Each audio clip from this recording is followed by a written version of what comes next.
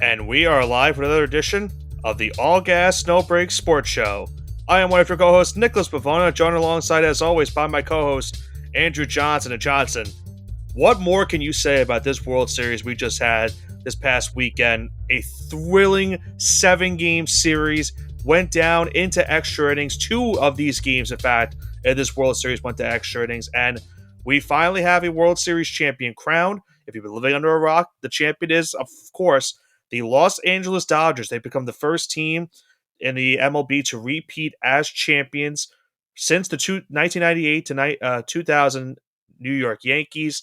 They are the first National League team to repeat as champions since the Cincinnati Reds back in the 70s. And Johnson, it was not easy for them to get to that spot. They had to go through every single pitcher, every single batter, every single inning just to get past this Toronto Blue Jays team in a thrilling 7-game series. Can someone say the Blue Jays lose? You said it. I didn't say it. Come on. I know. Vladdy Guerrero Jr. trying to get a ring for the team that I guess technically his dad played for. Maybe, I don't know. We both played in Canada, right? Yeah, but he was in Montreal, not Toronto. Yeah, I know he was a Montreal Expo, whatever. But they both tried to bring Canada a title, and unfortunately, that was not the case. Yeah, So, I mean, and the way it's very emotional for him. His home country. They played for MVP caliber player. Had one of the best postseasons we've seen in baseball in a long time, and he just couldn't get it done. And I think the glowing testament from this series is that you can argue that the Dodgers were outplayed by the Blue Jays and pretty much the entirety of the series. The Blue Jays were the better team, but the difference of the series came down to 3 games in particular. And we'll talk about them in a few moments. Game number 3, I mean, an 18-inning thriller where both teams had multiple chances, and it finally took a Freddie Freeman home run to get the job done. Game number 6, they're back home in Toronto. They had second and third, nobody out. They don't bring home the tying run, and they lose the game 3-1. And then, of course, game 7, they have the lead in the 9th inning. They're 2 outs away from a championship, and then they give up a home run to Miguel Rojas with 1 out to go. And then they lose it in the 11th inning on a Will Smith home run. A really disastrous way to lose. Probably the most gut-wrenching way I've seen a team lose a World Series in a very long time. So, Nick, I have a question for you. Yeah.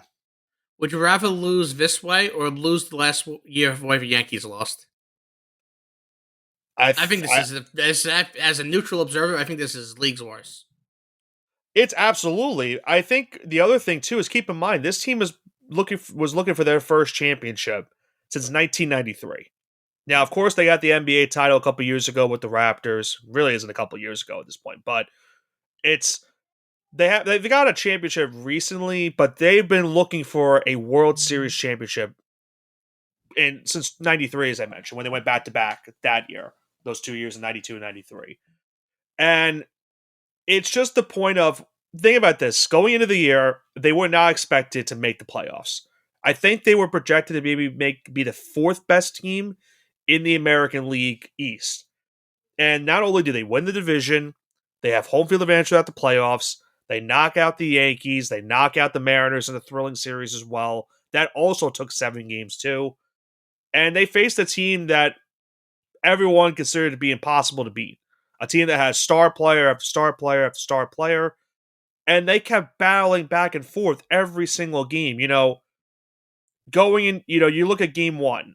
They're down early 2-0 in that game. You think, okay, this is how the series and it's going to go for them the entirety of the way. And then they get a 9-run 6th inning, like unheard of. You don't see that ever happen in a World Series game. They blow them out in game 1. And that was considering going into the fact that we talked about, or I shouldn't say we, but I talked about how dominant Blake Snell had been up to that point in the World Series. He got beat up in that 1 inning, and that was game 1.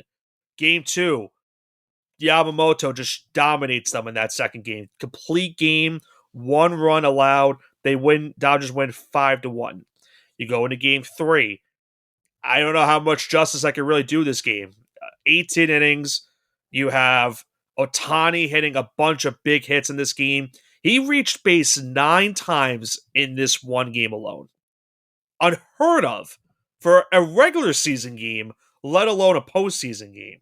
He had 2 home runs, a double, insane mark, and lo and behold, it's Freddie Freeman that wins the game in the 18th inning on a walk-off home run. And considering the fact that the Dodgers, in that spot, they were down to their last relief pitcher at that point, in that point of the game. Henriquez, I think his name was. Oh no, I'm sorry, Will Klein. Will Klein, unbelievable. He had like a 6 ERA at the end of the season. He throws 4 shutout innings, allows just 1 hit and 5 strikeouts. This is why baseball is insane. And Freeman hits the home run. The Blue Jays losing that game really just that was an early sign where, oh man, this is not good for this team. Like they lose that game in which they could have won. That's probably the death note for them. But then they bounce back in game 4. They win 6-2. Shane Bieber pitched great. Otani really struggled starting in this game, and that was tough considering the fact that they had to play this game the night after they played in that 18-inning marathon. It was really impossible for either team to win, and the Blue Jays did a good job of getting the job done in that one to win 6-2. Game 5, the turning point of the series for Toronto. They thought that this was going to be it for them because Trey Savage dominates this lineup, 12 strikeouts in this game. They got 2 home runs off of Blake Snell in the first 3 pitches of the game, and they win this one 6-1. They go back home up 3-2. But then, as I mentioned, they had a chance to win it in game 6 in a walk-off fashion to win the World Series like they did back in 93. They had second and third, nobody out, and they had a pop-up to start the inning, and then a double play ball in left field where the runner just overran, thinking that the ball would get past Enrique Hernandez. It does not. They get the double play to win the game 3-1 and tie the series at 3 games apiece, setting it up for game 7. And unbelievable game. I mean, Bo Bichette hits a 3-run homer off of Otani in the 3rd inning to give him a 3-0 lead. The Dodgers battle back to get 2 runs in the 4th and the 6th to make it 3-2. The Blue Jays then get a run back on a Jimenez double to make it 4-2. But then the Dodgers, with their late heroics, keep this game alive and send it into extras. Muncy hits a homer in the 8th to make it 4-3. Hits that one off of Savage. They bring in Jeff Hoffman for a 5-out save. He gives up a home run to Miguel Rojas, the number 9 hitter in this Dodgers lineup, who wasn't even starting going into this postseason. They started him because of Andy Pages' really bad mark throughout the entirety of the postseason. He comes up with a big home run in the 9th inning. I think he had 9 home runs the entire season, and he hits the biggest home run of his entire career to tie the game in the 9th. The game goes to extras.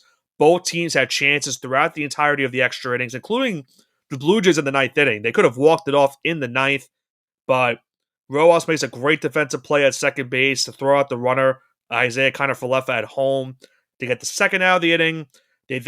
The next batter, Barger, hits a deep fly ball to left center. It looked like Hernandez and Paez were going to collide. They technically did collide, but Paez still comes down with the catch and makes it to send it to extras. It goes to the 11th inning.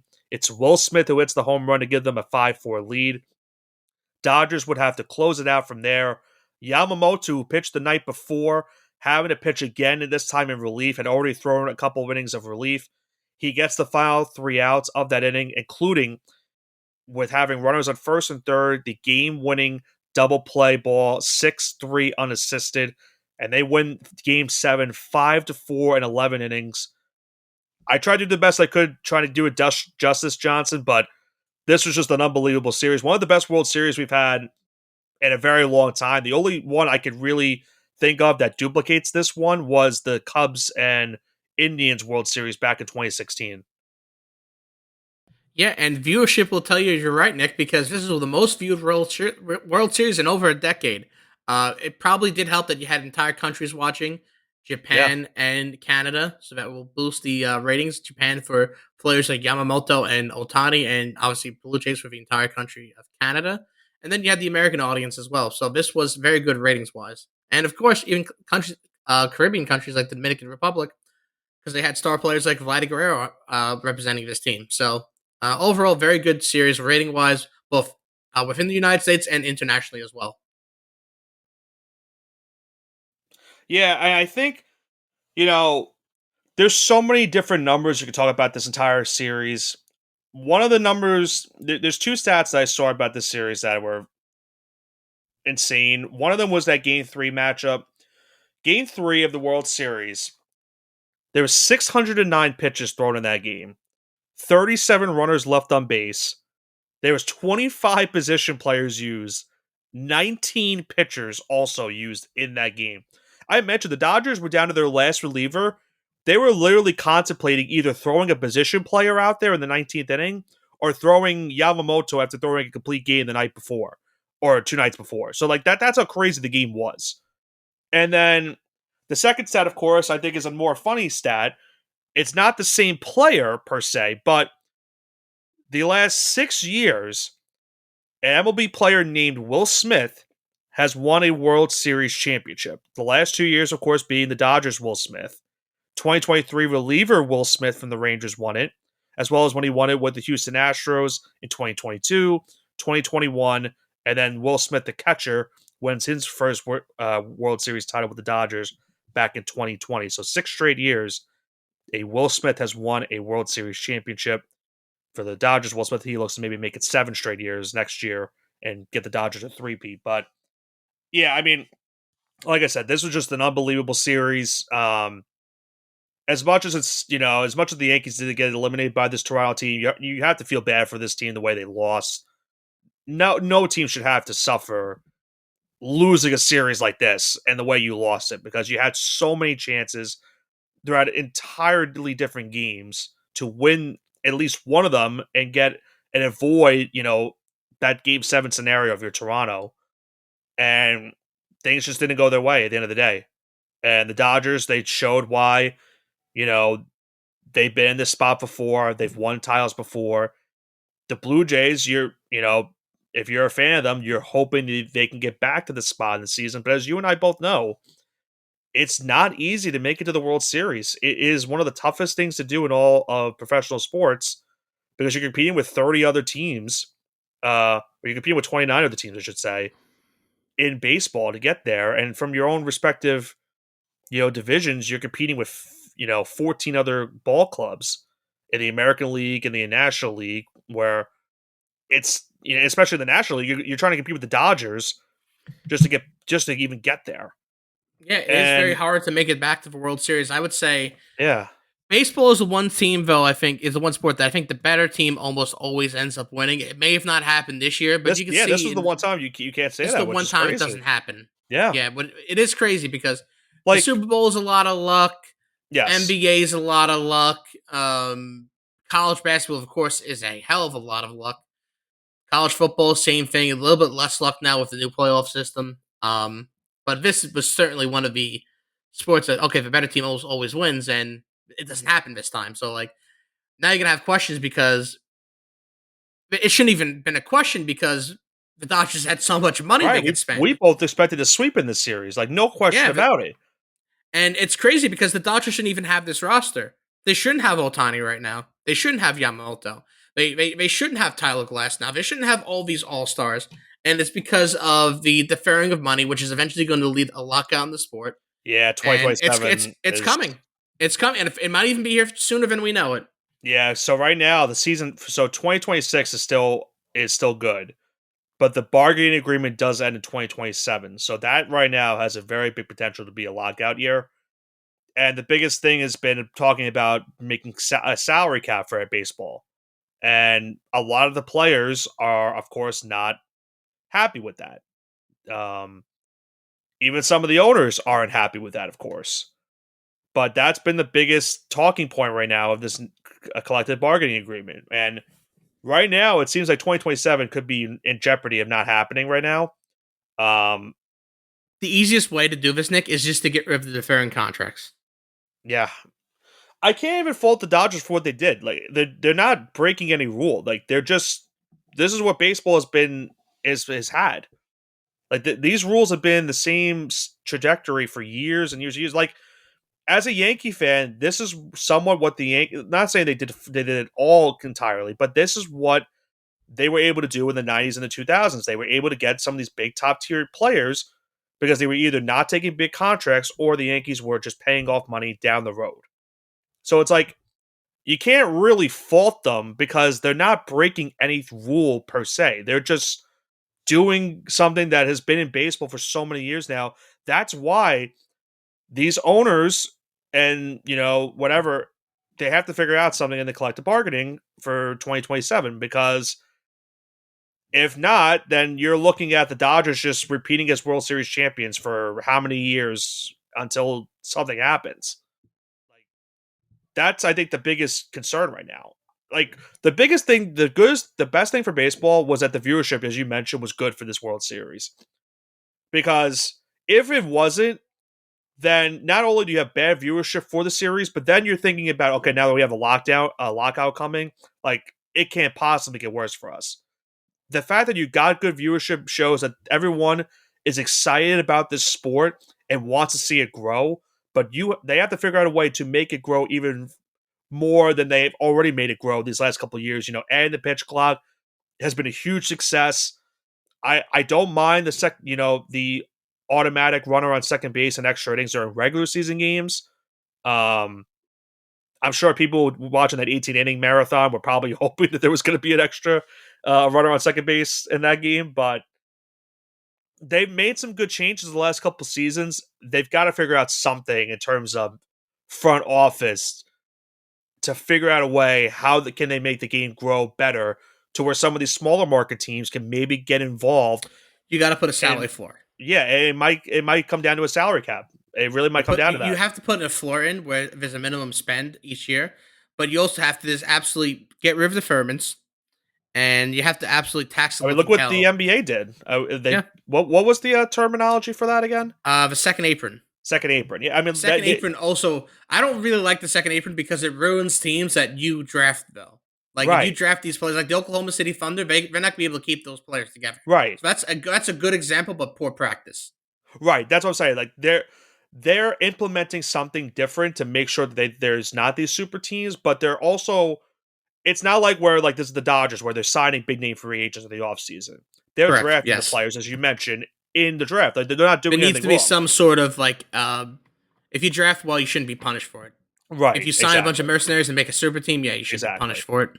Yeah, because the Dodgers will even tell you, like, their top guys are not guys that they drafted. Like, guys like Will Smith. None of those guys are drafted. Will Smith's the only guy I can think of right now. Was he the 10th best player in the team? No offense to him, he's a great player. But like Yamamoto, like you can't fault him for Yamamoto. Like that's a Japanese signing. Like that, every single team had an opportunity at him. Ohtani, I mean, you knew it was going to happen because once he left the Angels, you knew he was going to go stay in the West Coast. But when they got guys like Blake Snell, like for example, last season, where they spent all that money the year before on Ohtani, and then Blake Snell's coming off a Cy Young candidate season, and the Dodgers are like, "Oh, here's let's add Blake Snell to this already stacked rotation that we don't really need another starter." But evidently, they did need him because if you look at how the Dodgers bullpen was this entire series, they were really hit or miss that they had to have every starter pitch in relief appearances just to avoid losing this series to Toronto. So yeah, this is absolute tragedy, and I think we'll see the reeling effects of it soon. But I think that kind of sums up all we really have to say about this World Series and the fallout from it. Nick, do you have anything else to add? I do have one more thing. I do want to bring up some of the notable free agents that we will have for the offseason. Now, of course, 2027, we're still looking to see what happens with that offseason. But 2026 has got a loaded free agency class coming up. You have guys like Kyle Schwarber, Kyle Tucker, Pete Alonso, I believe Alex Bregman as well, Cody Bellinger, Bo Bichette, Eugenio Suarez, Framber Valdez, Dylan Cease, Zach Gallen, Ranger Suarez, Trent Grisham, Josh Naylor, JT Realmuto, and Devin Williams. Those are just some notable names. They're going to be free agents this season. So there's a lot of talent coming up in free agency this offseason. I think, obviously, the biggest concern for some of these teams is that the Dodgers are just going to try to find a way to sign someone like a Kyle Tucker and just defer the money and just try to get him to win more championships. So we'll see. But yeah, that's pretty much all I could say much more about it. I mean, we'll see how the offseason goes. Next time you and I probably we'll talk about the MLB. Maybe we'll do a predictions on where these guys will go and maybe recap some of the bigger names that sign. But some of those names that could be signed might as well be guys that maybe go to the Dodgers soon, because if they just continue to do this, you can't really do much. You're just going to have to say, well, it is what it is. Look towards 2027 if there even is a season at that point. So yeah, it is what it is, as you mentioned. But hats off to the Dodgers. They do get the job done. They do win back-to-back World Series championships. They will look for a three-peat next season, and we'll see if they add any free agents along the way.